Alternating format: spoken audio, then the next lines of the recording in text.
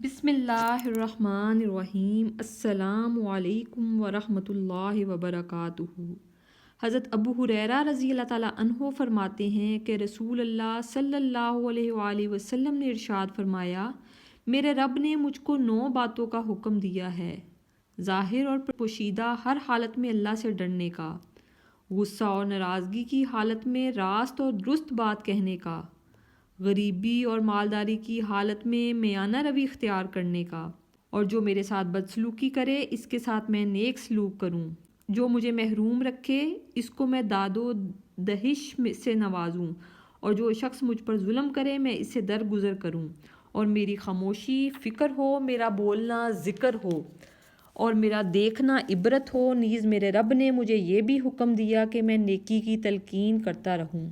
अल्लाह पाक नेक अमल करने की तौफीक अनायत फरमाए। जज़ाकल्लाहुल खैर।